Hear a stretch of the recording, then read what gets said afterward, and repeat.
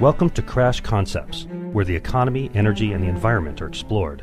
Up next, fresh ideas and insights into the factors that are driving the world and shaping your future.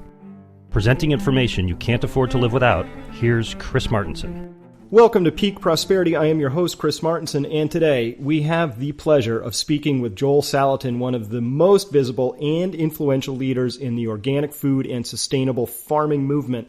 His family owns and manages Polyface Farms, which has featured prominently in such modern food movement masterworks as The Omnivore's Dilemma by Michael Pollan and the documentary film Food, Inc. He is America's resident farmer philosopher.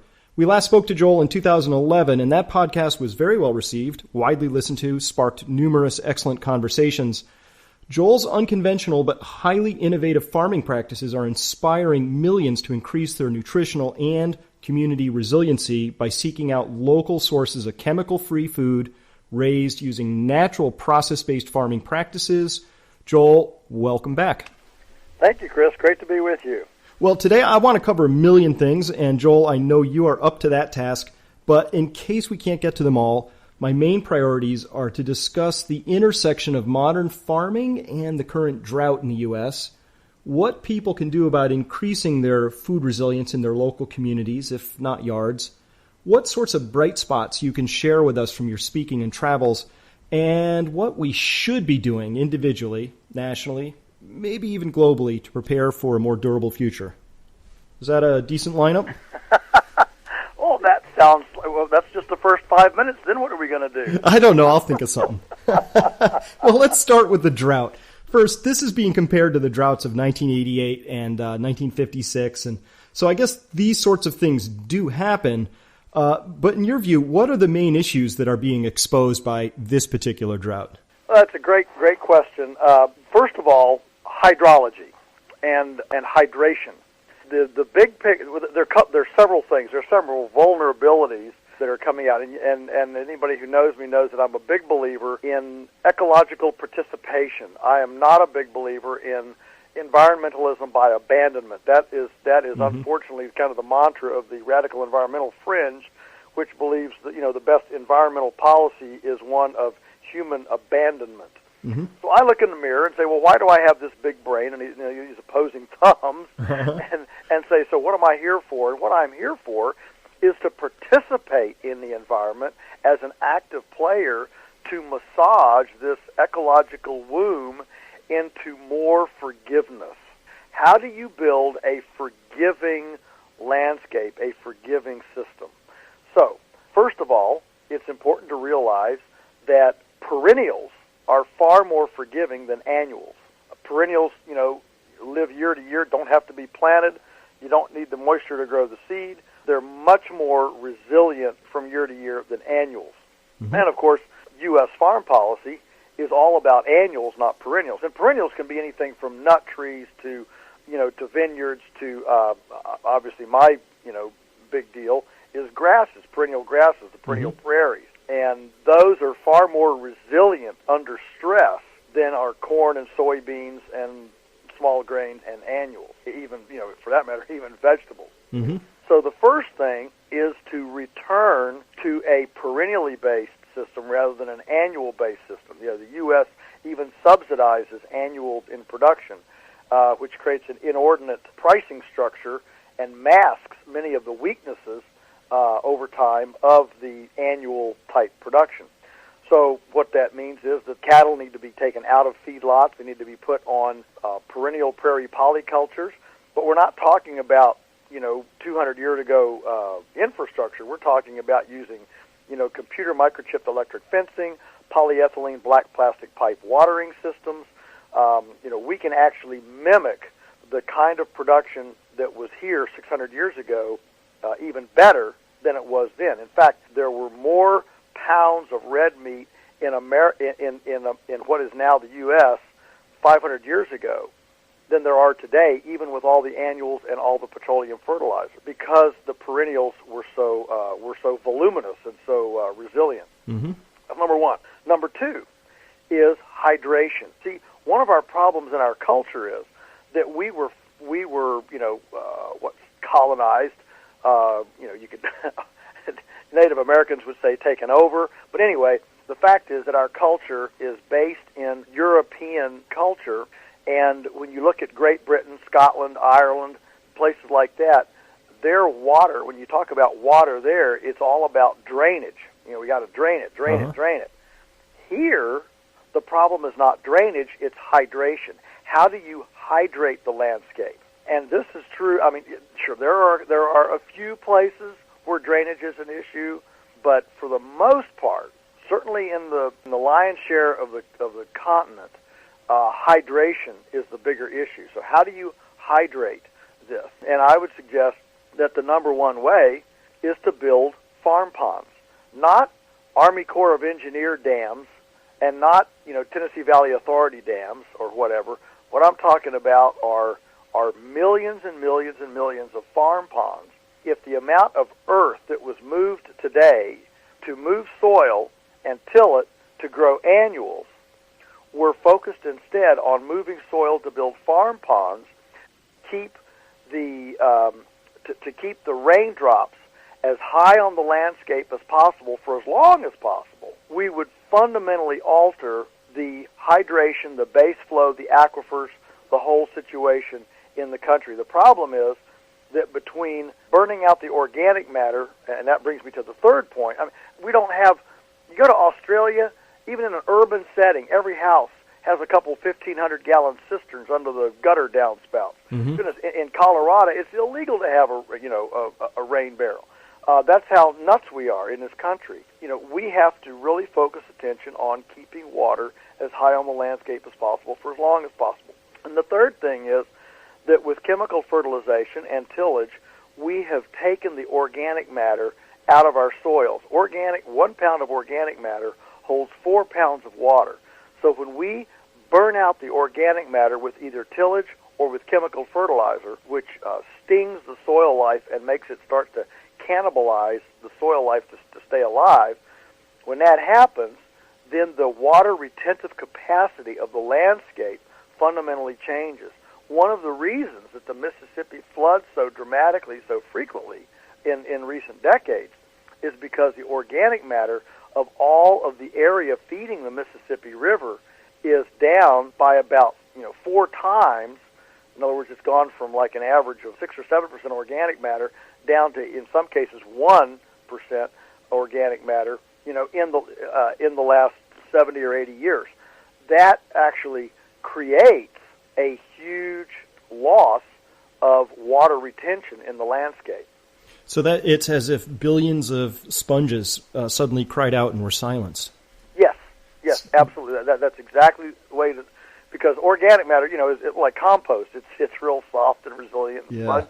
And when you take that sponginess out, not only can the soil, when it does rain, it can't absorb the water as fast, but it also can't hold as much. So you're working against yourself both directions. Whereas in the prairie, the native prairie, where the organic matter was very high, and there was this tremendous carpet of thick vegetation on the soil surface, it protected the soil both from erosion and from organic matter burnout. And of course, the roots and the biomass are what fed the soil, which didn't burn out the organic matter. So, in fact, it actually built the organic matter. And so you take those three elements: the annuals, the lack of hydration, and the chemical fertilization, and you've got 3 strikes and you're out. So a lot of people, even conservatives, are looking at this and saying, this is why we need crop insurance. Crop insurance to protect these farmers. Well, I think taxpayer subsidized crop insurance simply props up this continued assault against the ecological profit and loss statement. If farmers had to actually bear the cost of assaulting nature, maybe they would begin looking at some of these other parts of the equation and change some of their practices. Right. So if I could summarize, then you're suggesting that unlike the droughts of '56 for sure, maybe even 1988, because there's been some erosion of soil quality even since then, modern agribusiness practices have then exacerbated this drought. Yes, that is correct. And certainly, 1988 we were already, way down the road in the destruction that we are today. That's not that long ago. 1956, again, it was the tilling up, it was the inversion, the destruction of the prairie that fundamentally altered things. Now, there were certainly droughts, long before then, mm-hmm. but the resiliency of the landscape and the ability of the landscape to weather droughts was, what was better. And beyond that, I would simply say that if we Europeans, with our cleverness and our machinery, if we had started day one in hydrating that landscape and building ponds, mm-hmm. so that the floodwaters, when there was excess moisture, it didn't flood out everybody downstream, but we caught it up high in these ponds. Louis Bromfield in the 1950s, in his foundational books for the ecological farming movement, Out of the Earth and Malabar Farm, and all these books, he talks about dreaming that the entire Ohio River Valley would have millions and millions of farm ponds like small cattle hoof prints up in the headwaters, and this was in the 1950s, and he said the whole notion that we can control water and floods and things by doing grandiose projects at the end of the pipe mm-hmm. is stupid. You've got to control the flow at the beginning of the pipe. You can't do man can't do anything at the end of the pipe. You got to do it at the beginning of the pipe. Oh, well said. I certainly get that. And when I've looked at some of the farming practices in Australia, where they do keyline plowing and other things like that, where they have to manage aggressively for very, very low amounts of water, they found ways to subsist and farm successfully in places with 20 inches of rain or even less. And I note that in the U.S., typically our response to that is just dig a little deeper, pump from an aquifer, the Ogallala or some other place. Yeah, that's correct. I mean, think about, I don't know if I was just recently in New Mexico, and in fact I was in Texas too recently. But anyway, you go out through there, Arizona, New Mexico, Nevada, and you're driving down the road, and you look down and you're driving across this bridge, this big concrete bridge that's maybe 100 feet long, and you look underneath, and there's this huge dry riverbed. It's got dirt bike tracks and ATV tracks up there. And you ask the guy that's driving the car, he said, what is this? Are these sunken paths for off-road vehicles, or what's this for? Oh, those are the arroyos, and about 5 days a year they completely fill up and even flood out. And so even in environments like that,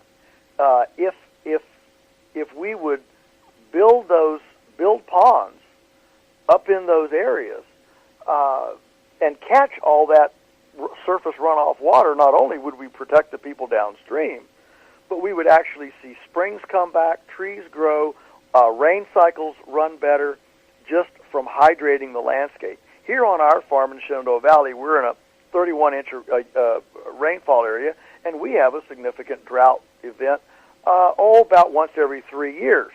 And these are significant droughts. Wells go dry, springs go dry, that sort of thing. And so every couple of years, every time we scrabble together another couple $1,000s, we go up in the mountain, up in the highlands here on the farm, and build another pond. It might cost $4,000 or $5,000, $6,000 to get you a pretty big pond. And we build these ponds.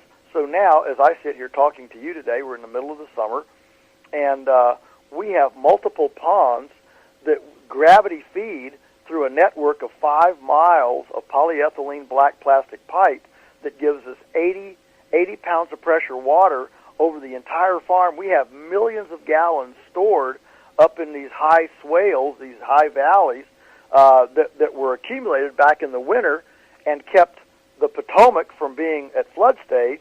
Obviously, mm-hmm. this is a small amount. But the point is, if this were duplicated, instead of farmers buying silos and Monsanto seed corn, building feedlots, pouring concrete, and buying the latest truck and white picket fences, if that were the thrust instead to create forgiveness and water resiliency in the landscape, suddenly, we could recreate Eden here. We would be flood-proof, drought-proof, and recreate Eden. So the tragedy of the conversation is not that we're lazy, because most people aren't lazy. The tragedy is that we've invested all this time and money and energy being busy working at the wrong things. Well, that's the lure of technology. If your first technology fails, you just go on to a better one and keep moving along. And sometimes that requires a rethinking. So you're saying that if we just rethought the hydrology, we could put ponds in. Obviously, this is something that I think is already being successfully demonstrated, practiced with enough experience under its belt. You could say it works, it's profitable, it's ecologically. Oh, absolutely. Makes sense. Financially, it makes sense. It makes sense on all sorts of dimensions, and we're not doing it because... Well, we're not doing it because it's not promoted. In fact, now the USDA discourages farm ponds because they make places for wildfowl to land on and have their babies on, and the wildfowl, of course, according to the common thought, are going to bring avian flu, which is going to destroy the planet with sick chickens. And so, there's back in the 1950s, the USDA actually encouraged farmers to build ponds, and now it's actually discouraging farmers from building ponds because it's a liability instead of an asset. I mean, that's how ridiculous that our ag policy has become.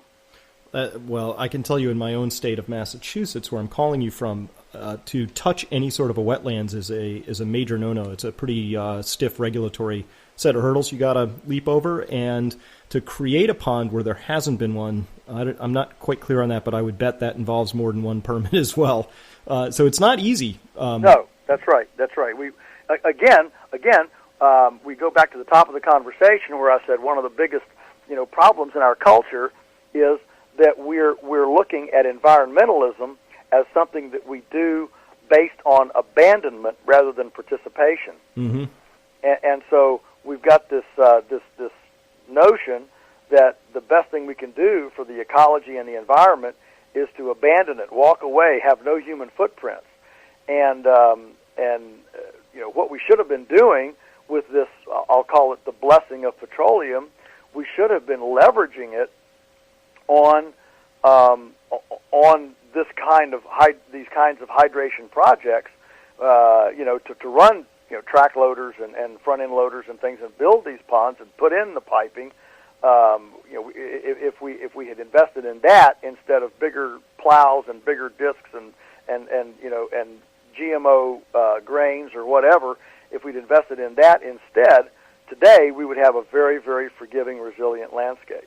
I agree. I do believe that if humans are ignorant and just blunder around, they can actually make things worse. And I do believe some movements out there just have no faith in humans and say, let's just stop them from blundering around. But the point I love that you're making is that we also, if we're intelligent and creative, have the opportunity to enhance what nature's already doing. We can speed it up. We can create 100 years of soil in a year if we want. We can do extraordinary things, make food sheds 10 times more productive than they currently are. Yes, absolutely. There's nothing inherently environmentally damaging about human participation. Yes, I admit, repent in sackcloth and ashes for all of the human, devastation that's been caused throughout history, and it's been caused long before the USDA, long before America, long before a lot of things. But it doesn't have to be so. In fact, we are not only the most efficient at destroying it, we're also the most efficient at healing it, and that's why this program is so important to help people to understand that that we need to ratchet up our humble massage participation, and we can actually be a real healer to the landscape rather than a harm. I love that message. It's absolutely right. So before we move on from this drought, one last question on it. Is it too early to start worrying about next year's crop? Are droughts, do they get bad enough under modern agribusiness that it goes into what I would call the subsoil down deeper, where some sort of rehydration might take a long time, or where does this become sort of an annoyance at current crop prices and become something a little bit more serious? Well, sure. I mean, a drought cycle, you get into it, and we don't know where it ends. I mean, ask the people at in the Sahel, Right. the Rajputana Desert in India, which archaeologists have now found, huge granary kind of lime, precursor to concrete, huge granaries, in what is today a desert, and yet climatologists have gone in there, fenced out the livestock, and in a couple of years it greens up and the rains fall, and so this is not just a U.S. It's worldwide. This lack of appreciation for nature's profit and loss statement, and whether you're nomadic or whether you have property ownership or tribalism or Republican, forms of government. The fact is that nature's balance sheet supersedes all of those, social, political, economic systems, and so, what people need to do is to realize that part of our mandate, our I'll just say, our Creator's mandate is to use this, this creativity that we have and address it on the landscape to make the landscape more resilient. So yes, there ought to be more cisterns, there ought to be rain barrels, there ought to be home gardens, so you're not, dependent on food shipped in from somewhere else. All of those kinds of things that you can do for yourself to extricate yourself from the vulnerabilities of a culture gone mad with hubris is a positive thing.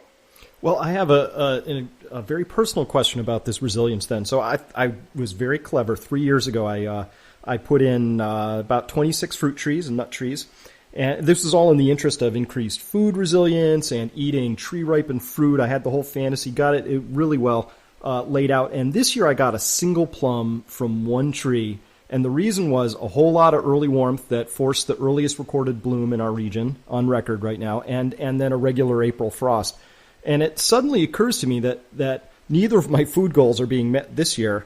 Is this just a case of welcome to farming 101, Chris, or does food resilience now require that I invest in, different varieties, greenhouses, anti-frost technology? I mean, if this pattern persists, I no longer live in an area that's amenable to fruit trees. Oh, that's a great question. My my quick response is welcome to farming. The fact is there's happening, and of course, and to be absolutely honest, this is one of the single biggest arguments of the kind of the industrial food, globalists, anti-local crowd that scoff at the notion, that local food systems actually work.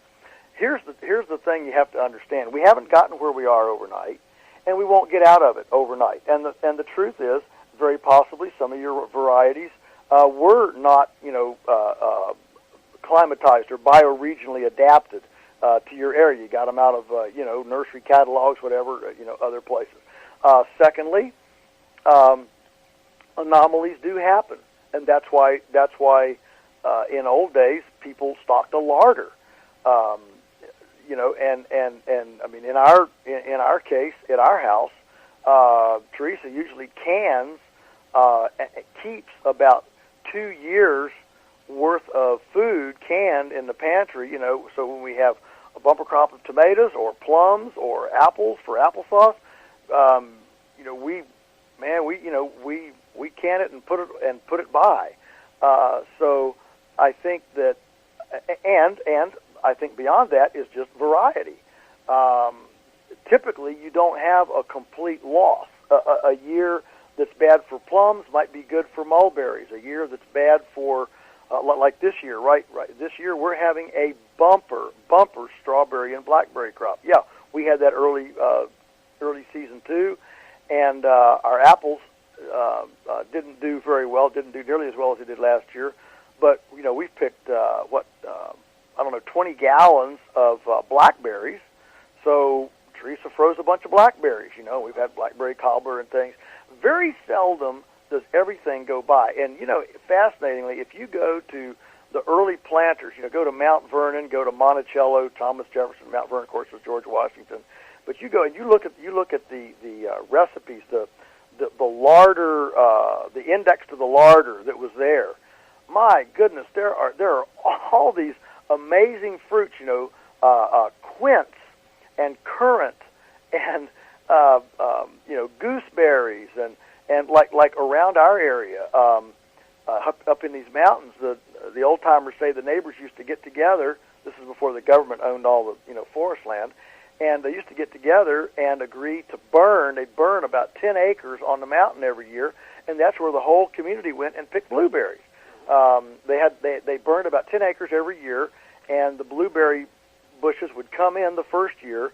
They'd bear the second year, and about the fourth year, that area would turn from blueberries into blackberries. And then within another couple of years, then it started getting, overstoried by trees, and it went back to forest. So you had this kind of patchwork quilt idea. And I think even in our backyards, in your fruit trees, you need to think about patchwork things. For example, this year we're having a fantastic grape crop. Our grapes are as good as they've ever been, even though we didn't get any apples, and it doesn't look like we got any pawpaws. We're most of the time everything doesn't go down at once, and so this diversity deal, this spreading your risks, this is all part of it. And the fact is, it takes time. It takes time to build up those things to do that. We're early on this rediscovering and reapplication of some of this backyard dependency, and there's been a lot of information lost. There's been a lot of genetic adaptability lost in the centralization of seed stock, centralization of nursery stock, and as thousands and thousands of us begin doing exactly what you've done, we will find our Massachusetts cultivars, even for whatever your county is, those cultivars we will rediscover those things, because that's exactly the kind of food system that has sustained civilizations throughout history. I agree. My grapes are doing great this year. They also got zipped by the frost because they forced early, but grapes apparently like punishment, so they're just having a great year this year. Yeah, grapes are probably one of the most resilient things you can do. And then, of course, some of the other things you can micromanage. I mean, like for example, strawberries. You can lay remay on them easily and help a lot. Remay is a floating row cover, or even a light dusting of straw. One of the things that we've done is we have a floating garden in the pond. We built a pond here for irrigation for the garden, so that if it got dry, we could always irrigate. And so that cost us a couple $1,000, but now we've got 500,000 gallons of water sitting there, 40 yards from the back door of the house that we can use for irrigation. And it's soft water. It's not aquifer water. It's not cold well water. It's truly our water because it fell on our place. We captured it from our place, and we're gradually letting it go downstream and using those raindrops multiple times on their way to the ocean. Anyway, we actually have a floating garden out there on 6-inch PVC pipe, a raft that we fill up with compost and plant on, and the water acts as a heat sink to control to make ambient temperature better. And it just works beautifully. Solariums on the side. We have a solarium on the house. This is like a greenhouse on the southern exposure of the house. Every single house, above Alabama and probably southern Georgia should have a solarium on the southern side of it. You can heat your house with it in the winter, and while you're heating your house, you can grow all your mesclun mix and broccoli and carrots and beets and cool season stuff in there all winter, and that's the kind of resiliency I'm talking about. Living roofs. I mean, hook your exercise bicycle up to a pump, collect your roof runoff in a cistern, hook your exercise bike up to the pump, pump the water up onto the roof, and the roof, has vermiculite and compost up there, and you're growing squash and cucumbers, cascading down. You can pick your plants by opening the second floor windows. I mean, this is being done. It can be done, and all it takes is for us to, to want to participate. Our weak link is not lack of money, lack of resources, lack of knowledge. Our weak link is constipation of imagination. I love these ideas. So, first, what's growing in that floating garden? Well, the first thing we grew in it was broccoli this spring, and it was completely bug-free. No sprays, no nothing, completely bug-free. The stuff that was growing 20 feet away in the garden we really had a lot of trouble with bugs. But the stuff in the floating garden on the pond, the bugs couldn't get there because as they tried to get there, the fish would eat them, from the pond. So, and I think right now we have a bunch of squash, a bunch of zucchini and crookneck squash in there right now. But yeah, I mean, we need to be designing our homesteads and our yards with microclimates in mind. For example, we've got these hoop houses that we put the chickens in the wintertime, and they of course they're on a southern slope, kind of stair stepped in or terraced in, and so instead of just having a bunch of steep little spots with lawn that we have to mow, well, we got a bunch of concrete blocks, and we built a terrace to take advantage of the moisture coming off the hoop house. Okay, and of course it faces south. The concrete blocks act as a heat sink, and so we can grow fig trees. We have fig trees growing in little enclaves surrounded by concrete blocks as a heat sink out from this southern exposed terrace that collects the extra rain coming off of the hoop houses. To me, this is real ecology. Not just walking away from it and please don't let me touch it. Like it's some sort of a sacred idol that that you can't touch or anything. Rather, this is actually the ecstasy, the sheer ecstasy of coming in as a team player, as a co-laborer in this ecology, and playing ball with it. That's what I'm talking about. You're talking about being a participant in the flow of creation rather than a bystander or an observer of it. Exactly. And assuming that whatever is there in nature is A, static, unchangeable, and B, best left alone. Anyone who studies ecology knows neither one of those is the case. I mean, look at the fires out in, from Yellowstone to, Colorado and all this stuff. These fires are a direct result of a non-participatory ecology. If you went in there and cut the dead and down trees, and if you went in there and did, mob stocking, herbivorous, solar conversion, lignified sequestration, fertilization, grazing on these areas, there wouldn't be the load, the biomass load to burn and catch fire. And so, this whole abandonment notion actually carries a huge cost. Now, I'm not interested in pillaging it or raping it. Okay, but there's a lot of wiggle room between abandonment and raping. Well, when you're doing nothing, you're still doing something. It's just not very much controlled or directed. That's true. And nature's doing something too. And nature's doing something. Trees grow and die, and they fall over. And you can either use them for lumber, or you can let their carbon dioxide just go off in the atmosphere and decay, and create a fuel source for the fire coming through, and send more carbon dioxide up in the atmosphere. Wouldn't it be a lot better to go ahead and mill that lumber into boards and lock it up into buildings that would lock it up and get that fuel out of those areas. That's critical. And I know that cattle have done a lot of damage, but judicious grazing of cattle, now using electric fence technology and the water delivery systems that we have, we can actually build soil way faster with electric fences and delivered pipe water and cows than the buffalo and the wolves and the Native Americans and fire built soil 500 years ago. I love that message, and I want to turn now and tap your position as ambassador, as an emissary of sorts. So you're on the road quite a bit. You give talks, you meet people. What's the good news? What can you tell us about increasing awareness of the issues that are outlined in your book, Folks, This Ain't Normal, and what sorts of actions are people taking that make you smile?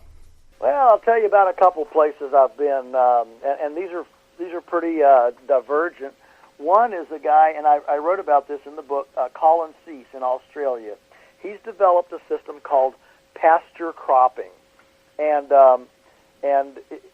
if you're, one of the big problems with crops, with annuals, grains and things, is the tillage problem. That's a big problem, and so of course in our country we've developed the no-till approach, which substitutes herbicides for the plow. And, I don't want to get into that debate right now, but what I do want to make people aware of is what this pasture cropping idea has done, and it is taking off even across the world. And what it does is it combines livestock, very tightly managed grazed livestock, with a minimum disturbance system. So here's how it works. The grass grows up, you graze it off. And then instead of waiting until the grass, returns to its whatever physiological expression, its full growth, you come in on purpose and graze it too early. Again, this is where you're moving, a mob of animals every day in a very tight, controlled paddock situation, and you graze it too early and actually on purpose weaken the grass. Then you go in with a very light shoe.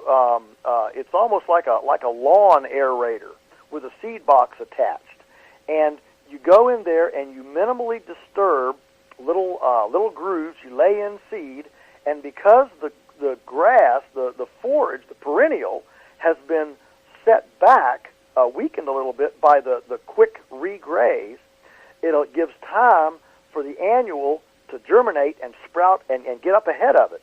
And so imagine you've got timothy or rye or barley or even corn up, 7 or 8 inches ahead of the grass. Well, as the annual, builds up its head of steam, it starts to shade out the grass, which helps to retard the forage, the perennial that's underneath it. The annual goes ahead and makes its seed, and it gets combined off. And as that annual gets combined off, the seed gets harvested off. By that time, the plant, of course, has turned brown and started to desiccate, which opens up the canopy to let the light get back to the perennial. And so by the time the seed head gets combined, you've got a nice 12-inch sward of pasture of perennials already ready to graze under the crop. And so not only do you get your grain crop, but you also get your grazing as well.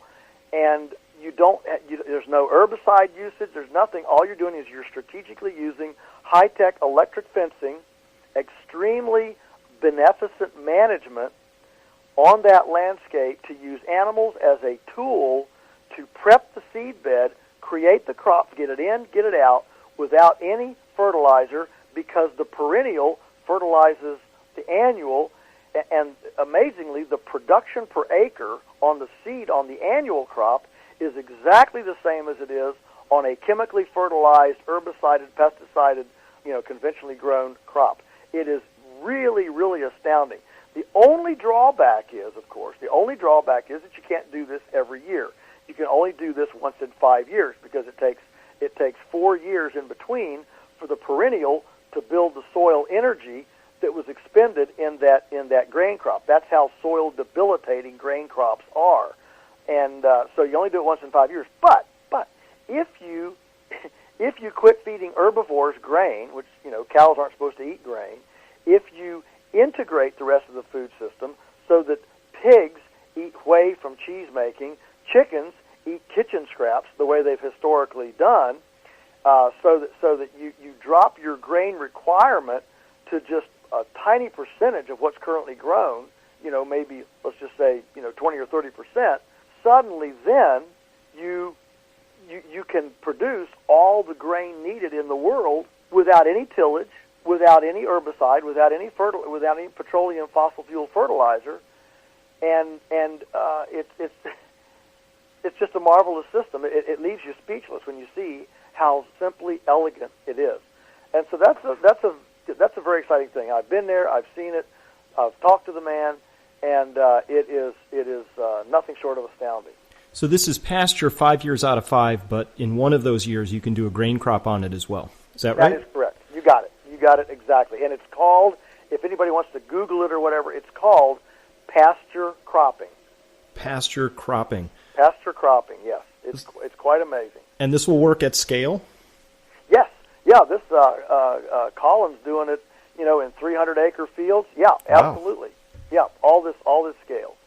Wow. And so when you go out and talk now, are you also seeing that are people becoming more aware? I know there's been a huge food movement. There's slow food. There's slow money. There's a lot of local investing. There's a lot of anxiety around the global economy. So people are starting to focus, rightly, I think, more on their own backyards a little bit. As you go out there, are you finding how would you measure more receptivity? Either you're seeing different sorts of people in the audience is larger. We're seeing the age ranges of the interested folks change. What's going on?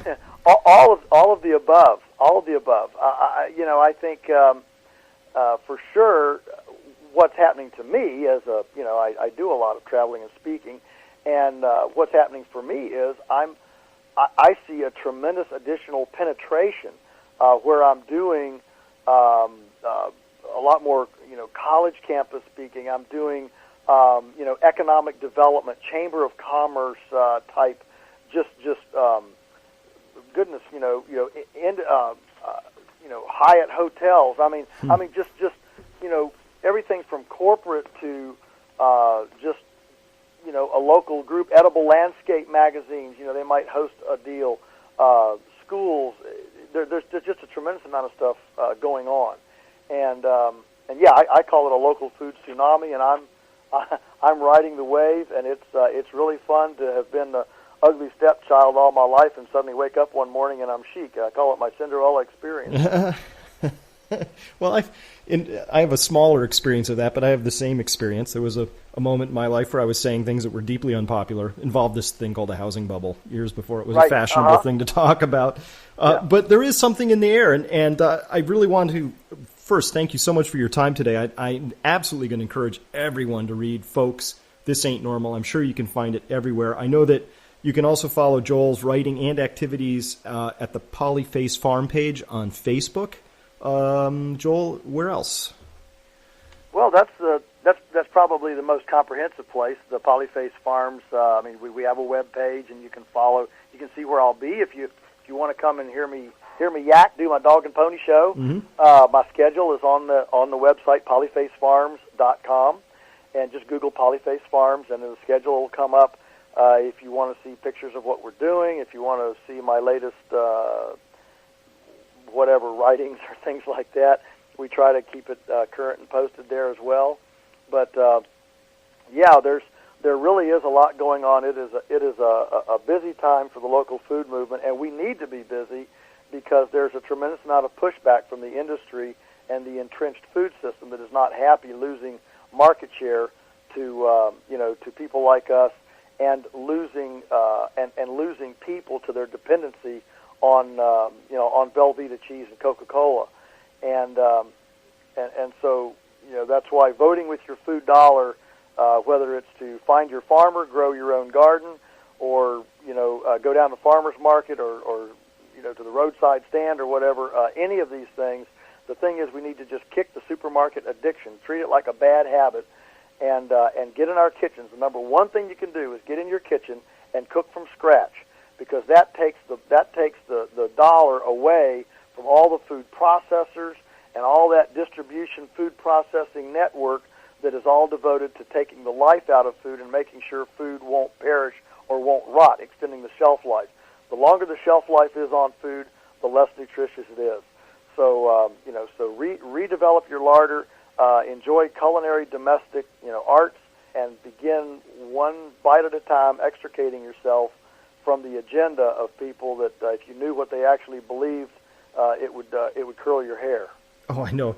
Apparently, there are fewer laws and penalties governing deep well injection of hazardous chemicals than there are for selling raw milk, say. Yes, absolutely. You know, and the fact that we have given over to the government, which thinks the safety of our food. I mean, we're talking about people who think it's much safer to feed your kids Twinkies, Cocoa Puffs, and Mountain Dew than raw milk, compost-grown tomatoes, and pastured poultry. You know, this is it's unprecedented in the history of the world, and we are a culture of guinea pigs. But nobody's got you by the throat, and to make the changes that we've described today do not take an act of Congress. They don't take a change in the legislature. They don't take a change in the tax law. What they take is individuals to make committed, participatory, convictional decisions and change the landscape of our culture. Oh, there it is. I have goosebumps. I really do. That is exactly the right message. I love it. And I'm certainly voting with my own dollars, and I do it not just because I want to get back at a system. I do it because it's healthier. It feels good. I'm supporting these wonderful, bright, shiny young kids who are coming up behind me who are interested in farming. I see the land getting improved. All of these things are they just intuitively are right. They're intellectually right. Spiritually, they feel right. Everything feels good about this. So fight the marketing, I guess.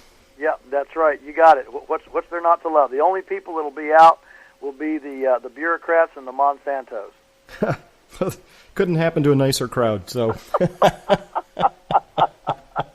I hope they find good jobs, whatever they do next. That would be. Oh, they will. They will. I mean, this absolutely creates a much more dynamic, culture, a much more fun place to live. Believe me. Oh, fantastic! Well, thank you again so much for your time. As always, this has been uplifting and illuminating. So, mission accomplished. Thank you, Chris, and blessings on all your efforts. Take care. All right, thank you, and goodbye. Bye.